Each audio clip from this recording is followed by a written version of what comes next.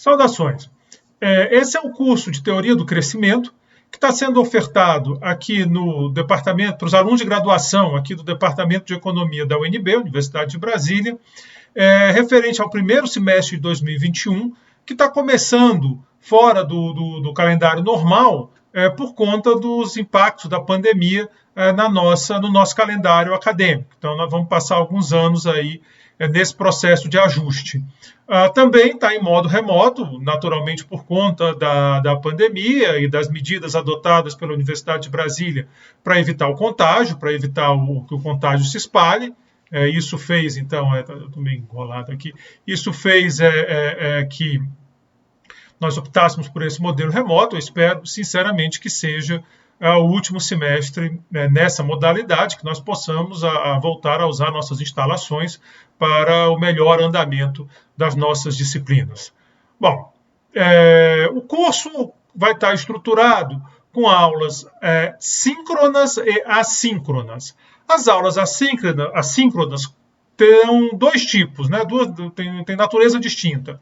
O primeiro tipo de aula, como essa aqui que vocês estão assistindo, ela vai apresentar o conteúdo do curso. Então, essa aula é uma aula de apresentação, onde nós vamos apresentar o conteúdo do curso, e nas aulas seguintes nós vamos, unidade a unidade, tópico a tópico, apresentando o material do curso. O outro tipo de aula são aulas práticas, onde nós vamos usar o software R, que é um software livre, então todo mundo pode baixar o software, instalar e usar sem ter que pagar licença e coisas do tipo. Recomendo fortemente que façam isso. Quem não tiver instalado ainda, vá no CRAN, C-R-A-N, e faça o download do R, instale o R, e também recomendo fortemente que instalem o RStudio, que é um software que permite trabalhar melhor com R, é uma máscara mais amigável. Também é um software livre, você não vai precisar pagar nada. No caso do RStudio, ele tem versões profissionais pagas, mas a versão livre, ela está boa demais para a gente, ela atende perfeitamente às necessidades aqui do nosso curso. Depois, se você quiser seguir adiante, aí é com você. Mas eu garanto que, grosso do seu trabalho, a versão livre aceita resolve tranquilamente. E nós teremos também as aulas síncronas, onde nós vamos conversar sobre o curso. As aulas assíncronas, quem dita o ritmo sou eu. Eu não tem jeito, eu estou aqui sozinho, preparando o curso, colocando o material. Eu gosto muito do modelo de aulas assíncronas, porque permite que vocês assistam às aulas quando puderem. E eu sei que tem uma dificuldade para todo mundo em relação a tempo, não dá para ter aquela rotina normal, vem aqui na UNB, terça e quinta, 10 às 12, quarta e sexta, sei lá, num dia marcado, porque as rotinas das famílias estão alteradas. Alguns de vocês devem ter assumido responsabilidades além das que tinham, e tudo isso dificulta muito. No modelo assíncrono, você vai assistir a minha aula na hora que você quiser, você assiste 2 da manhã, se quiser, ou sei lá, quando, ou como, em que condições. Claro que o ideal é que tenha um momento onde você possa ficar tranquilo assistindo às aulas, mas dá uma margem maior de adaptação. Porém, o modelo síncrono, ele é importante para a gente arrumar os ponteiros, porque essa aula assíncrona, ela fica muito distante, não é? Vocês não vão ter a interação. Professor, não entendi, eu discordo disso, não estou gostando. Infelizmente, isso só quando nós voltarmos. Então, na aula síncrona, vocês vão ter a oportunidade de fazer tudo isso. Roberto, eu não gostei daquilo, eu acho que não ficou claro, eu discordo dessa leitura, e assim por diante. Então, se vocês deixarem, a aula síncrona vai ficar meio cansativa, que vai repetir um pouco a assíncrona, mas aí é mais a bola com vocês do que comigo. Se vocês pararem, conversarem, eu estou supondo que vocês estão acompanhando o material das aulas assíncronas para assistir a aula síncrona. Então, se a gente não puder discutir com calma, fazer a exposição, não tem custo, porque a exposição está feita nesse modelo. Então, essa é a estrutura do curso. A avaliação do curso vai ser feita por meio de várias questões que eu vou colocando durante essas aulas.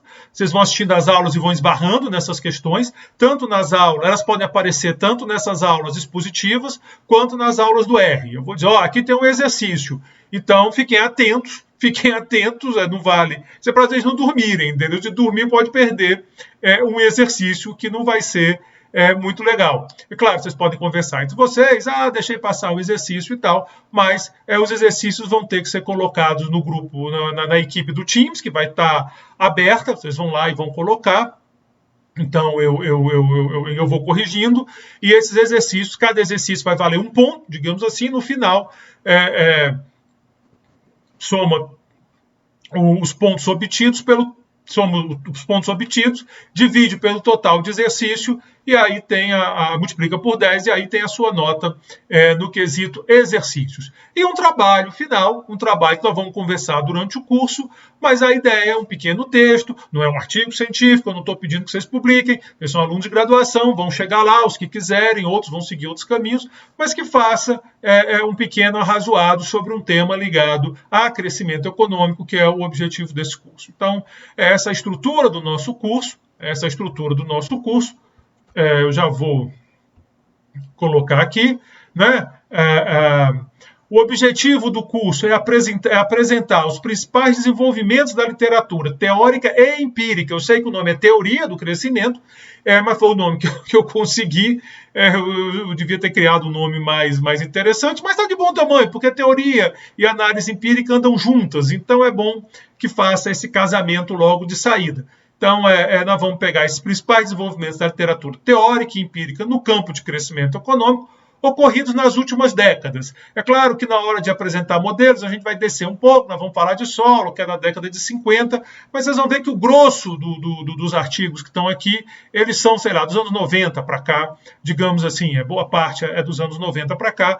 Então é a literatura de últimas décadas, não da última, não é assim tão saindo do forno, mas é um curso que eu acredito que quem participe, quem acompanhe o curso, quem tente ler os artigos, vai ficar mais ou menos atualizado, e aí numa eventual pós-graduação, para aqueles que quiserem seguir a academia, está todo mundo pronto para pegar o material mais de ponta. Os assuntos que nós vamos estudar são bem de ponta, são assuntos que está se discutindo.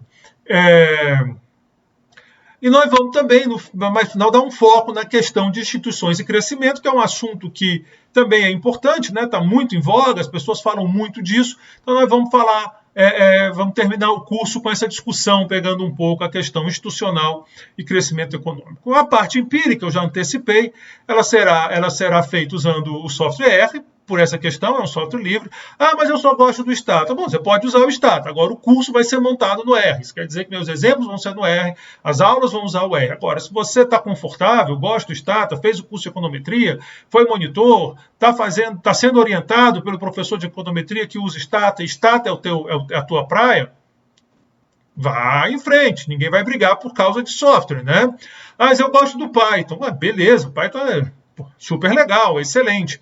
Mas o curso está desenhado, porque senão quem vai ficar maluco sou eu, tendo que desenhar curso com softwares diferentes. A Stata tem que comprar licença, o departamento tem, eu não tenho, e não pretendo comprar.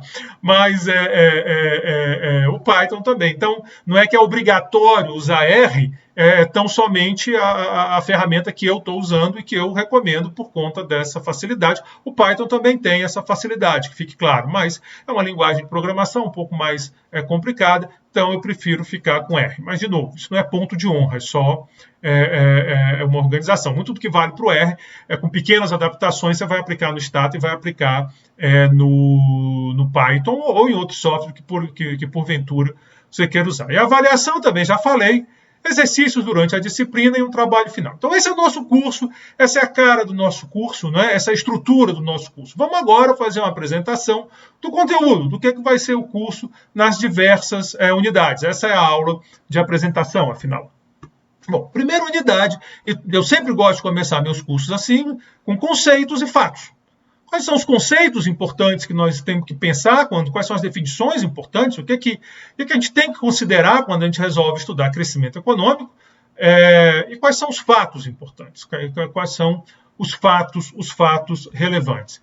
Bom, nós vamos começar então vendo padrões de crescimento econômico, quer dizer, a gente fez esses conceitos, falamos desses fatos, temos uma ideia do que vem pela frente, do que nós queremos discutir, o que é relevante, o que não é. E aí nós vamos para os padrões de crescimento econômico. O que eu quero falar por padrões de crescimento econômico? Eu quero saber se é sempre igual, o país vai crescendo, como se fosse uma escadinha que ele vai subindo, Tem montanha-russa, sobe, desce? Tem. Dá um spoiler, tem.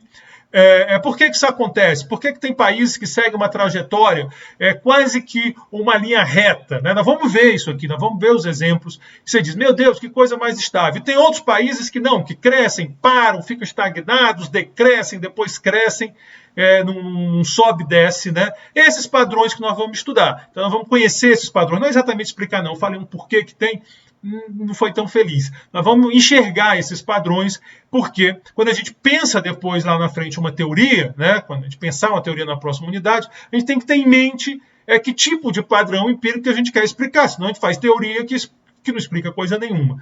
Então, nós vamos ver que o grosso da teoria é muito bom para um padrão, mas tem uma certa dificuldade para outros padrões, e aí é objeto de discussão, não necessariamente aqui no curso, mas nós vamos conhecer esses padrões e discutir esses padrões. Depois vamos falar de convergência, que anda casado com crescimento econômico. Convergência é uma hipótese que vem de alguns modelos, notadamente o modelo neoclássico, modelo de Solow, que tem a ideia de que, dado um capital inicial, um estoque de capital inicial, a economia há de convergir para um estado estacionário. Alguns acreditam que esse estado estacionário seria muito parecido entre os países. É uma hipótese não observada, pouco plausível, de que todos os países vão ter a mesma renda. Outros, aí é uma hipótese mais razoável, é como se existissem grupos ou clubes de países. Nós vamos conversar isso nessa primeira unidade. Então nós vamos falar os conceitos, os fatos, arrumar a casa, vamos falar desses padrões de crescimento econômico, o que se observa e o que não, e depois nós vamos ali para a correlação, né? Eu quero saber o seguinte, tem ou não tem? Países mais ricos crescem mais ou crescem menos, afinal de contas. Então, essa é a nossa abertura. E aí, para conteúdo em R, que é o conteúdo associado a essa unidade, nós vamos discutir manipulação de dados com Tidyverse, que é uma library do R super útil, é quase que uma revolução dentro do R. Então, nós vamos aprender um pouco a manipular dados, pega os dados, desenha de um lado, arruma de um jeito, arruma do outro. Não vai ser durante o curso, no passado eu misturei, não sei se é uma boa ideia, então vai ter uma aula específica para o R. Durante a apresentação, a gente não entra em R e a gente não discute, a gente vai focar nos fatos, nos padrões e na convergência. Aí depois, numa aula à parte, nós vamos voltar para o assunto, vamos fazer alguns gráficos que nós utilizamos, vamos discutir esses assuntos. Então eu começo com a manipulação de dados, que é você pegar uma base de dados e colocar no formato que te interessa, porque nem sempre isso acontece. Depois nós vamos falar de criação de gráficos usando o ggplot, o ggplot2, que é o ggplot2 para nós outros, ou para nós que estamos aqui no Brasil, é o ggplot2. E, finalmente, nós vamos usar um pouco essas técnicas para explorar a Penrose Table, que é a base de dados talvez mais popular entre quem trabalha com crescimento econômico. Não é a última, existem outras bases de dados importantes, nós vamos discutir isso em alguns casos, mas é provavelmente a mais popular. Então, nós vamos trabalhar um pouco a Penrose Table, conhecer a Penrose Table, saber o que tem lá, ver problemas, nós vamos comentar problemas da Penrose Table, isso tudo usando R e fazendo aqui os exercícios. Então, essa é a primeira unidade. Ao final da primeira unidade, a ideia é que você esteja mais ou menos confortável com os principais conceitos da área de crescimento econômico, que você tenha uma noção do que é o crescimento econômico, os casos mais simbólicos, que convergência deixe de ser uma coisa estranha, o que é convergência nesse contexto, e finalmente que saiba abrir uma base de dados, extrair informações e arrumar de acordo com o teu interesse, né? E usando sempre, nesse caso, a Penrose Table. A segunda unidade vai ser de teoria. Então, nessa não tem R, não tem empírico. Essa sai do lado empírico e nós vamos conhecer algumas teorias de referência. Por quê? Porque quando nós voltarmos para o lado empírico a partir da terceira unidade, eu vou querer que nós tenhamos na cabeça o que está nos guiando, senão fica maluco, senão fica cada um diz uma coisa, não sabe de onde vem. Então, vamos arrumar a casa, essa é a unidade de fundamentos teóricos, onde vem os fundamentos teóricos do curso. Eu sei que hoje em dia tem essa tentação, né? Eu só quero dados, eu não quero saber de teoria, mas isso não é legal. Quem aqui fez econometria direitinho, prestou atenção, sabe que tem problemas seríssimos de identificação em economia. Não dá para fazer, como o pessoal da medicina, que a gente está vendo agora, eles discutindo, né, o duplo cego, o padrão ouro, simplesmente não dá para fazer, a gente não consegue fazer experimento, nossos dados são dados observados normalmente, então tem uma série de limitações, o que nos força a apelar para a teoria. Então, nós vamos ver essas principais teorias, começando com o modelo neoclássico, versão de Solow. Se durante o curso vocês tiverem interesse em entrar na parte de Hamiltoniano, com programação dinâmica, nós conversamos. Se não, o curso não vai entrar isso, por isso que eu vou ficar no Solow e não na versão Cass-Koopmans, que tem programação dinâmica. Para crescimento, não vai fazer muita diferença. Para outras coisas, faz.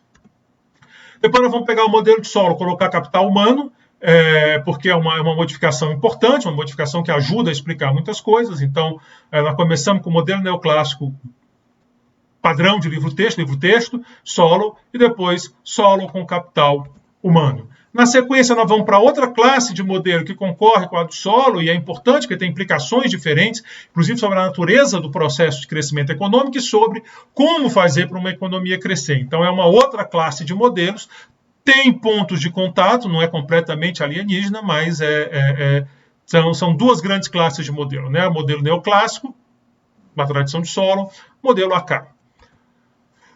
Vamos fazer variações no modelo AK. O modelo AK é sempre bom, nós vamos trabalhar olhando com externalidades, aprendizado prático. Nós vamos falar de uma questão ambiental, fazer uma discussão rápida aqui de meio ambiente, porque é um tema interessante. Depois nós vamos falar de modelos de pesquisa e inovação. Aqui nós temos talvez os 3 grandes paradigmas em teoria do crescimento econômico. Modelo neoclássico, modelo AK e esses modelos de inovação, onde a inovação aparece a partir de um esforço do empreendedor, de uma empresa. Alguém tem que se esforçar, no sentido de alguém tem que botar dinheiro ou recursos para poder inovar.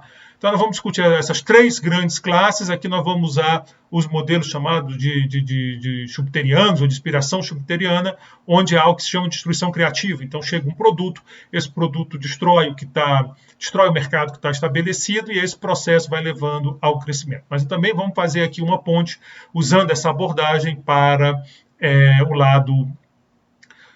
lado de instituições. Então, nós vamos falar um pouco de como o sistema político pode acabar influenciando o crescimento econômico a partir desse paradigma de modelos com pesquisa e inovação. Terminada essa unidade, o que eu espero é que vocês tenham uma noção desses 3 paradigmas. Isso não é um domínio completo, eu acho que eu estudo isso. Aí eu comecei a estudar essas coisas no começo dos anos 90, né, nos 90 e pouco, quando eu fui para a fundação, foi em 92, 93, por aí, e eu comecei a estudar essas coisas, então já vocês façam a conta aí, já são quase 30 anos. Se você disser domina completamente, não.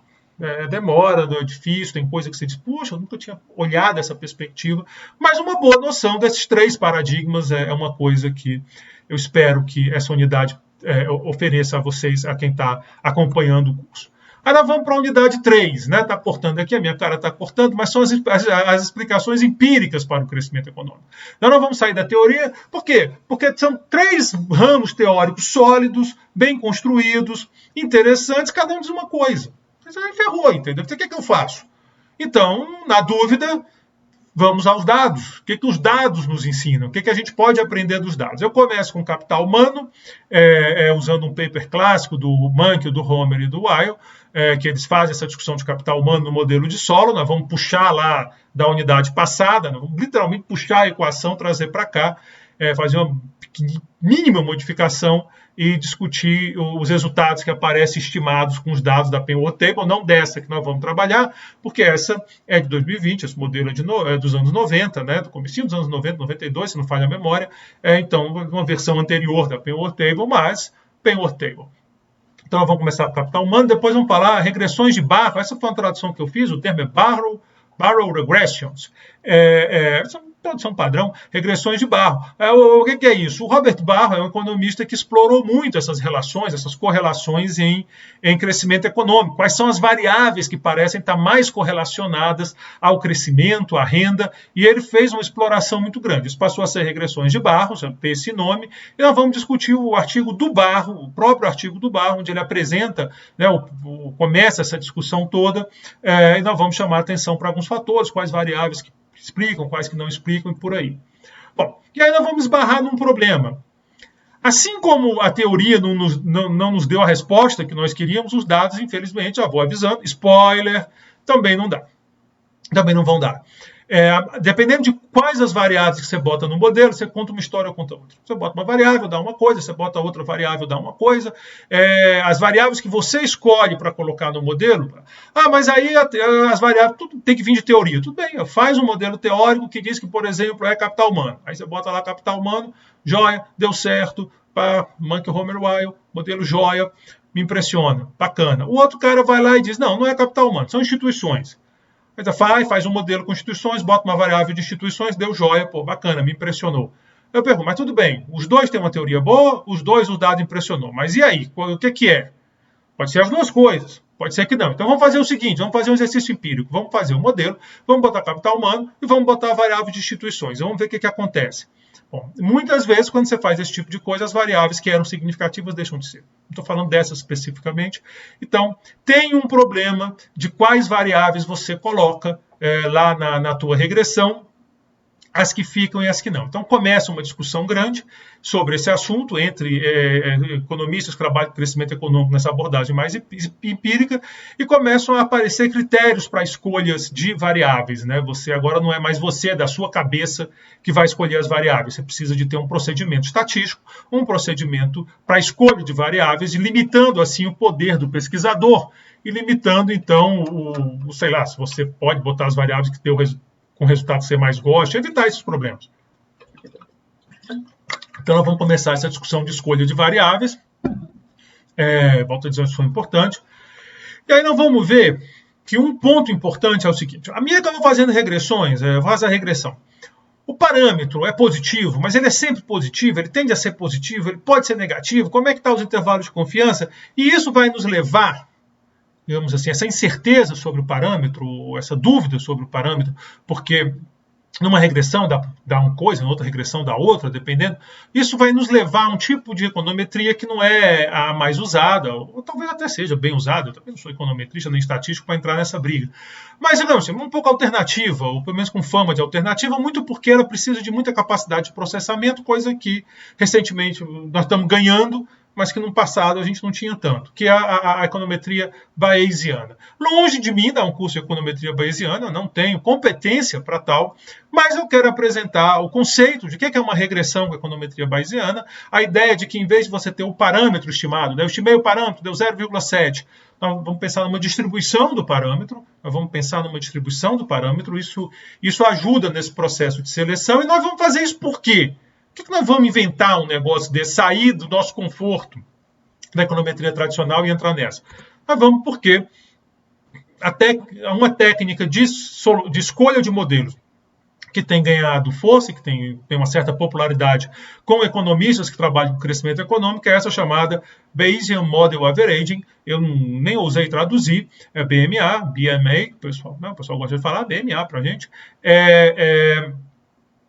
que está inspirado em econometria bayesiana. Então, se eu pular direto para isso, vai ficar meio estranho, as coisas vão ficar meio esquisitas. Por isso, então, vou primeiro falar de introdução à regressão. Eu vou ter essa introdução, introdução aos fundamentos, se vocês quiserem pensar, para deixar bem claro que eu não vou fazer uma análise aprofundada por pura falta de... não é minha praia. Eu vou apresentar como um usuário. Olha, eu uso isso, usem isso. Agora, se vocês quiserem aprofundar, eu até dou a literatura aqui durante a pandemia, eu tentei ler um bocado e tal, mas estou longe de ser a pessoa para ensinar realmente com robustez. Aqui é um ensino de usuário, de quem usa, usa, vai dar certo, faz isso, e tem uma noção do que está acontecendo. E aí nós vamos ter essa noção, essa técnica de como escolher as variáveis sem ser uma coisa de eu quero, gostei, ou cherry picking, que tanto falam, né? Você escolher as variáveis que mais te interessam, que melhor pegam o teu resultado. Então, nós vamos ter essa discussão. Dessa unidade, eu espero duas coisas. Primeiro, que vocês desconfiem de resultados econométricos em crescimento econômico. Encontrar alguém dizer, eu fiz uma regressão que aquela variável lá explica crescimento, veja, resolvi o problema. Fica esperto e pergunta, vem cá, mas você fez outras regressões com outras variáveis, o que aconteceu? Então, essa é a primeira coisa. E depois ter essa noção de aplicar esse método de seleção de variáveis, que não é o único. Tem vários métodos de seleção de modelos e variáveis, mas que é o que eu escolhi apresentar para vocês. Eu acho que é um que está em evidência e pode ajudar um bocado. Para o R, nós vamos falar de regressão, teste de hipótese sobre parâmetros de regressão. Nós vamos testar as regressões restritas, essa discussão toda tradicional de regressão. Vamos falar de regressão bayesiana. E aí, para nós vamos ter que usar STEM ou RGX. Eu ainda estou... Porque eu tenho um com o outro, eu quero ver qual vai ficar mais intuitivo, mais tranquilo. STEM e RGX são softwares que vocês podem também dar download, eles estão disponíveis na internet, e eles são necessários.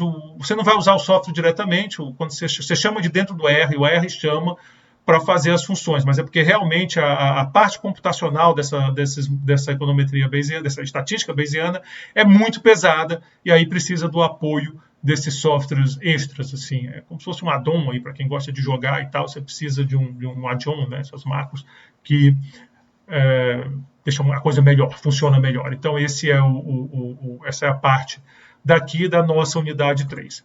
Nós chegamos na unidade 4, nós vamos usar a série de tempo. Vamos falar um pouco de aplicações de série de tempo em crescimento econômico, porque vocês vão ver que até então a gente vai estar usando muito cross-section. Eu não coloquei painel por vários motivos, acho que aí precisaria de uma discussão à parte, o curso talvez ficasse muito longo, então talvez perdesse o foco do que eu queria.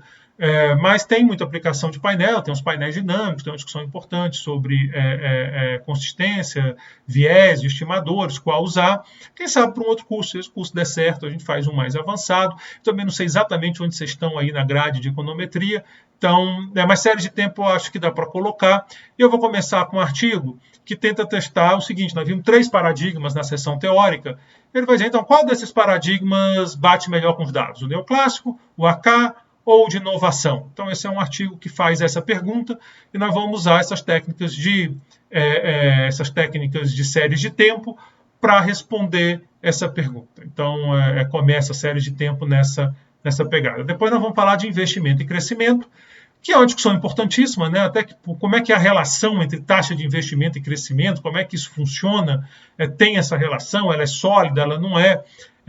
Nós vamos também apresentar um artigo específico onde ele vai usar um conceito que é chamado teste de causalidade de Granger. Ora, em época de Duffel, né, de experimentos, né, experimentos controlados e tudo isso, falar de causalidade de Granger é meio esquisito, porque talvez ela tenha mais a ver com antecedência do que causalidade. Mas é um conceito que se usa, um conceito que vocês vão encontrar artigos publicados usando. Então, a gente apresenta o artigo, sabendo as limitações desse conceito, né? Mas vale a pena apresentar o artigo. O tema é muito relevante, investimento e crescimento, e nós temos a oportunidade aí de apresentar essa abordagem de teste de causalidade, que é usado em série de tempo.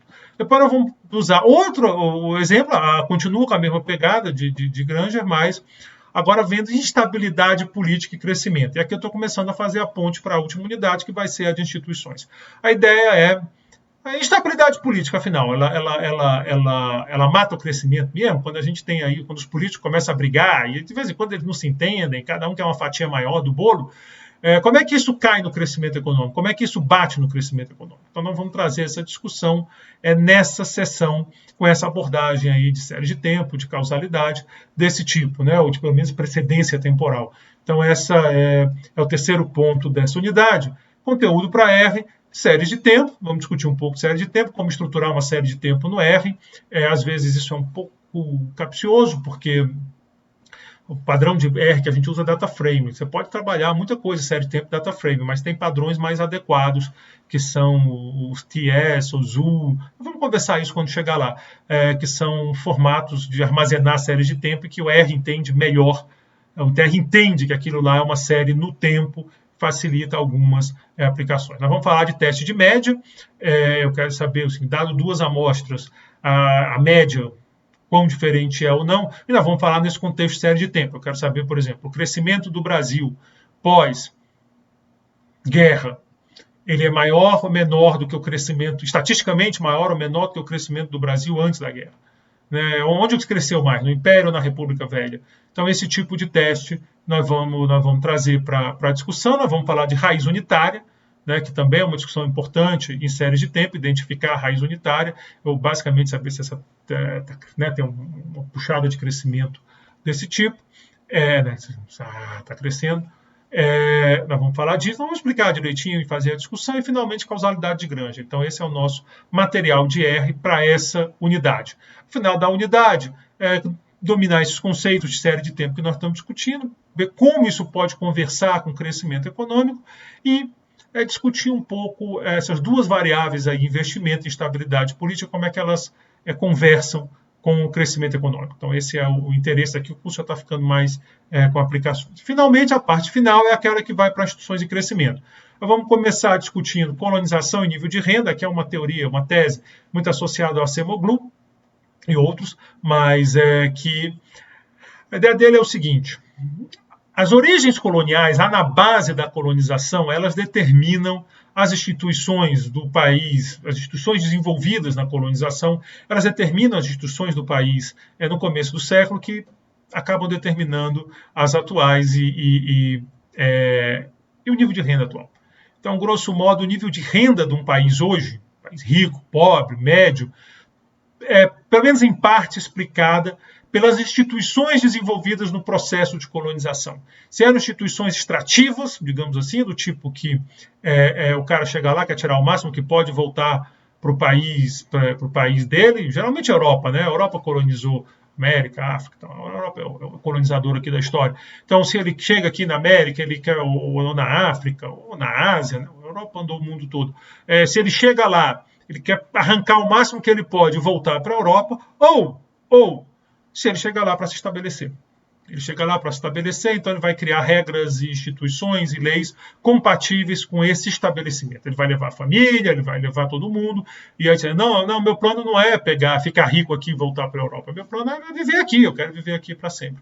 E esse padrão então vamos discutir com cuidado, claro, quando chegar lá, esse padrão de colonização afeta as instituições, que por sua vez afeta o crescimento, o nível de renda atual de uma economia. Depois vamos falar de populismo macroeconômico, um tema quente, né? Populismo está na moda, é um tema super quente. Eu estava pensando nesse curso quando me convidaram para fazer uma apresentação sobre essa questão de populismo na economia.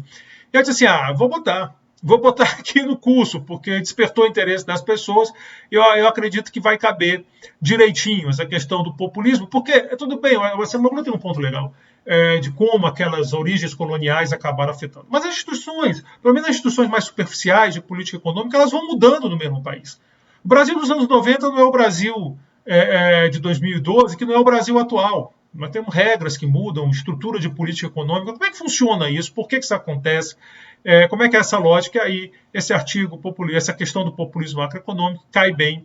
Então, nós vamos discutir aqui. Finalmente, nós vamos falar de crises e reformas, porque também puxa do anterior a ideia de que você faz um experimento populista, vem uma crise gigantesca, aí muda de governo, ou às vezes é o mesmo governo, mas tem vários exemplos. Mas normalmente muda. O governo novo chega lá e faz uma reforma. Começa a ajustar, arruma a casa, faz ajuste fiscal, faz tudo que tem que fazer, a economia começa a ficar bem.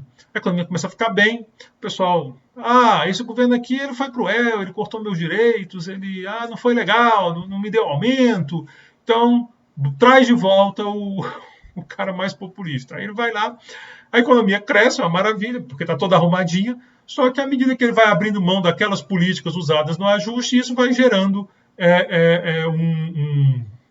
vai bagunçando tudo e acaba gerando outra crise, e aí começa o ciclo todo de novo. O populismo macroeconômico traz essa questão, e aqui em Crises e Reforma nós vamos botar uma lupa nessa relação de crises e reformas, como é que isso funciona. Conteúdo para o R vai ser variáveis instrumentais, que é usado na primeira abordagem, na questão de colonização e nível de renda, é usado em tudo, mas ali nós vamos trabalhar bem com isso, depois nós vamos no R reproduzir esse artigo, entender como é que esse artigo foi feito. Então essas são as 5 unidades que formam esse curso. A bibliografia do curso, se vocês quiserem pensar livro, tem 2 livros que eu dou uma olhada e que eu me inspirei na montagem desse curso, todos 2 de crescimento econômico, um é do Acemoglu e o outro é o do Aghion e Howard. Então, esses são os 2 livros que eu me inspirei. Eu também ofereço disciplinas de crescimento econômico na pós-graduação, são os livros que eu uso. Aí, em termos, o que vai acontecer é que aqui eu não vou usar a parte de cálculo hamiltoniano, na pós-graduação eu uso, mas são livros que eu acho que são bons, são livros que têm uma abordagem bacana, né? O do Aghion e Howard com um foco muito grande nessa questão das inovações, dos modelos de inovação. Então, são os 2 livros. Mas, assim, é sempre bom, se você quiser pegar um livro e acompanhar, eu dou a maior força. Se quiser tirar dúvida, é muito bom, é muito bem-vindo. Mas, se também não quiser, dá para tocar o curso. O curso não vai depender desses livros. Agora, o curso tem artigos. Artigos que eu gostaria muito que vocês lessem, entendeu? Eu sei que tem um problema, os artigos são em inglês, algumas pessoas, mas aí usa o Google, o tradutor, esses artigos, vocês como alunos da UNB, vocês têm acesso ao periódico CAPES, mas os artigos do curso eu vou deixar disponível lá na equipe do Teams, para os alunos da UNB, né? Infelizmente eu não posso deixar disponível para um público mais amplo, porque tem problemas aí de direitos autorais, essas coisas todas, de licença no uso desses artigos. Mas para os alunos eu deixo lá, e aí faz esse esforço, entendeu? Porque são artigos interessantes de ler e que complementam o curso. Se eu não ler, eu vou ser reprovado? Talvez não. Faz os exercícios e a vida segue. Mas vai te ajudar a entender melhor as questões que nós estamos discutindo e as questões do crescimento econômico. Eu vou listar aqui mais ou menos na hora que eles aparecem. Então, mais ou menos, assim, pode dar uma bagunçadinha. Então, o Lance Pritchett tem esse artigo. Lance Pritchett é um economista do Banco Mundial, com contribuições muito importantes para o crescimento econômico. É sobre os padrões de crescimento econômico, né, que nós vamos discutir logo na introdução. Então, esse artigo vai nos ajudar, a classificação que nós vamos pegar vem desse artigo. Depois nós vamos pegar o Mankey, o Homer e o Weil, que é o de capital humano, eu já falei sobre isso. O Mankey é do livro de Introdução à Economia, provavelmente vocês estudaram. Tem um livro de macro também, não sei se usaram. David Homer é um economista também sempre presente, ele tem um livro de... não confundir com Paul Homer, por favor, Paul Homer é outro, é o Nobel. O David Homer tem um livro de macro, na minha época era um livro avançado, hoje em dia dá para usar até na graduação, é um livro muito bom, muito utilizado, e o David Weil, acho que é Weil que fala. Esse aqui é o de capital humano, que nós vamos discutir já a segunda unidade, não tem a parte empírica, né, vai ser mais de conceitos e tal, muito inspirada no livro da Guion e Howitz, para quem tiver interesse. A parte de capital humano, na segunda unidade, está inspirada aqui nesse artigo. Mas na parte empírica é ele que abre. Depois o do Barro, das regressões de Barro, que eu já comentei, nós vamos pegar esse artigo. Reparem que tanto do Mankey quanto do Barro, o Quarterly Journal of Economics, que é um dos journals mais citados de economia, um dos mais importantes. Eu tentei priorizar esses artigos. O World Bank Economic Review é importante, a do Banco Mundial não tem o impacto do Quarterly Journal Economic, né? Não tem, mas assim, eu tentei trazer uma seleção boa de revistas boas, de peso, para vocês perceberem onde vocês estão pisando. Finalmente, o Sala e Martin, eu acabei de rodar 2 milhões de regressões. É aquela história das regressões, que a gente roda uma, dá uma coisa, a gente roda outra, dá outra coisa. Aí o Sala e Martin foi lá, rodou 2 milhões de regressões para contar para a gente o que ele achou dessas 2 milhões de regressões. Nós vamos discutir esse artigo do Sala e Martin aqui no curso, é o American Economic Review, também entre as principais revistas de economia. Depois nós vamos falar esse do Ross Levine, do Ross Levine e do David Renault, o Renault, talvez, eu realmente não sei a pronúncia.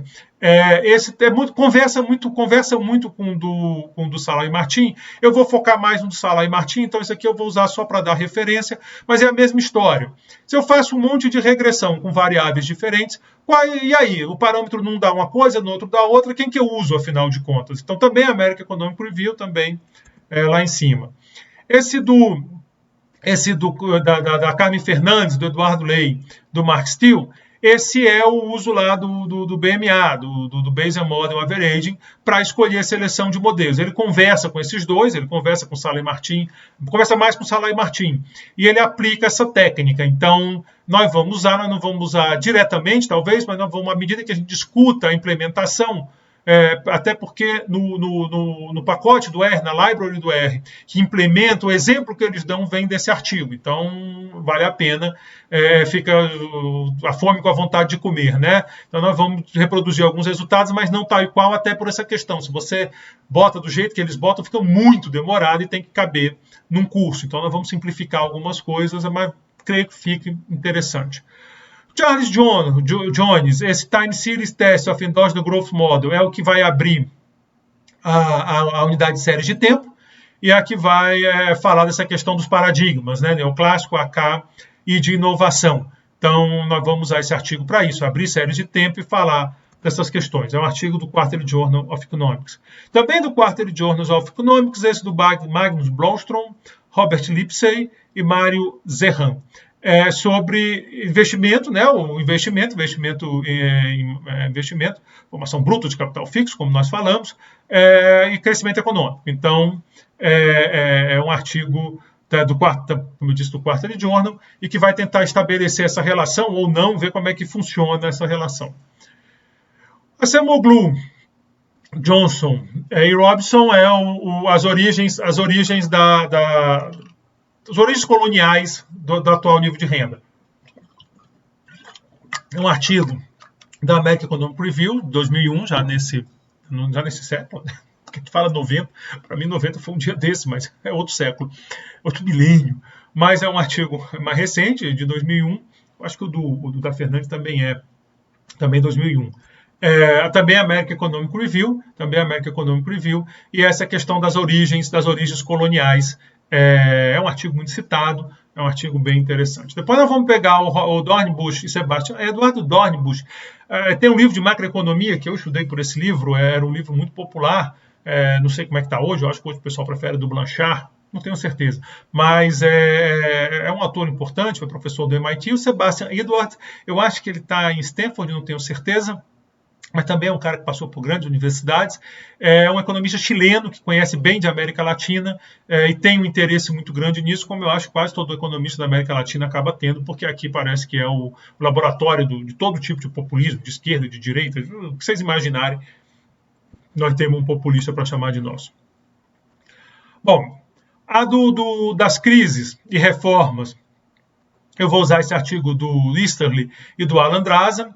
O Alan Draza também é um economista bem conhecido. O Easterly ele tem um livro chamado The Elusive Quest for Growth, que aqui no Brasil acho que deram, na época o Lula tinha inventado esse negócio de como é que era? Alguma coisa com crescimento e deram, espetáculo do crescimento, e botaram esse título, isso é uma pena, mas é um livro muito bom, é um livro muito interessante sobre crescimento, de leitura fácil, e ele tem o Tirania dos Experts, que eu acho, assim, leitura obrigatória. Do Isso, ele é um economista que eu prezo muito, eu sempre tento ler o que ele está escrevendo.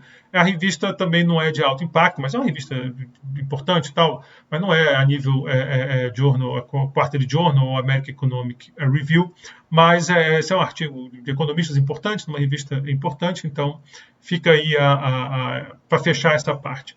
E, finalmente, o Journal of Development Economics tem dois, né? O do Dornbusch e esse aqui do Nauro Campos, e do Jeffrey Nugent. Esse aqui é o que fala de instabilidade política. O Journal of Development Economics, como o nome diz, é um jornal de área. E que área? A nossa.